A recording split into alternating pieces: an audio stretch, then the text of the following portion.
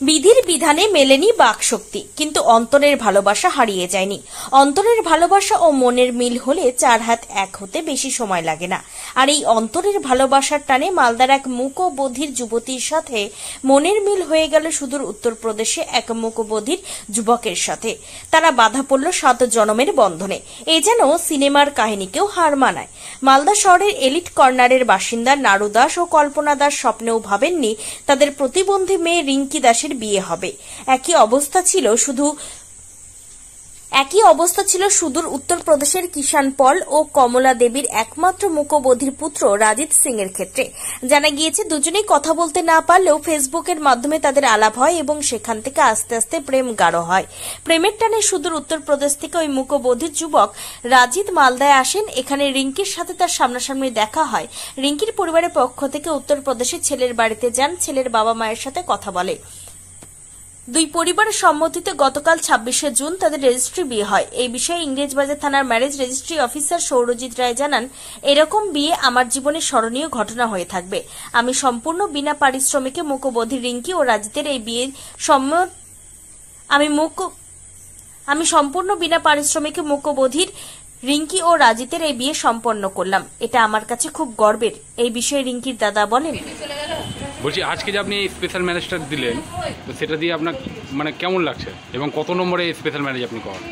আমার মোটামুটি ধরা যেতে পারে 400 নম্বর এটা চলছে।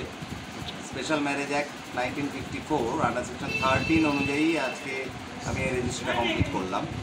রাজিত সিং আর রিঙ্কি দাস এরা দুজন।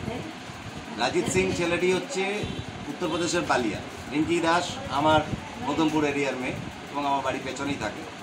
তো তাকে, তার বাবাকে আমি চিনি অনেকদিন থেকে। তারা খুব মানে যে সচ্ছল জীবনযাপন করেন তা নয়, কিন্তু ওনারা বেশ ভালো।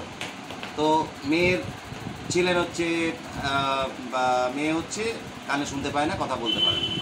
তো বাবারও একটা মাথায় চিন্তা ছিল যে মেয়েকে নিয়ে কোথায় কী করবে, বিয়ে শাদী নিয়ে একটা চিন্তা ছিল। মেয়েরও বয়স অনেক হয়ে যাচ্ছিল। তো যাই হোক, তারপরে মেয়ে ঠিক ভগবান ভাগ্য ঠিক তৈরি করে নিয়েছিল, যে কারণে রাজিত সিংকে, তার সাথে রাজিত সিংয়ের পরিচয় হয় ফেসবুকের মাধ্যমে এবং সেখান দিয়ে তাদের মধ্যে প্রেম হয়। এবং প্রেমের পর রাজিত সিং তার নিজের চাকরি ছেড়ে চলে আসে মালদা। কী ব্যাপার না, প্রেমেরটা, এই যে ব্যাপারটা। এবং তাতে দেখা গেল রাজিত সিং যখন মালদা আসলো, সেই রাজিত সিংও হলেও কথা বলতে পারে না, কানে শুনতে পারে না। তার মানে এদের দুজনের যে ভগবানের যে মিলটা, এই টানে যে রাজিত সিং এসছে, আমি সেই উৎসাহে আজকে এদের এই রেজিস্ট্রিটা কমপ্লিট করলাম এবং একটিও পয়সা এদের কাছ থেকে আমি নিয়ে নিই। শুধু একটিই মাত্র কারণ, যে আমার মালদার মেয়ে রাজিত সিংয়ের সঙ্গে গিয়ে উত্তরপ্রদেশে যেন গিয়ে ভালো থাকে, তারা সুখে থাকে, এটুকুই আমার কামনা। আমার আজকে 400 নম্বর বিয়ে। আমি আগামী আরও হয়তো 10,000 বিয়ে দেবো, কিন্তু এই বিয়েটা চিরজীবন আমার মনে থাকে। আপনার নাম? আমার নাম সৌরজিৎ রায়, ম্যারেজ অফিসার, ইংলিশ বাজার থানা, মালদা।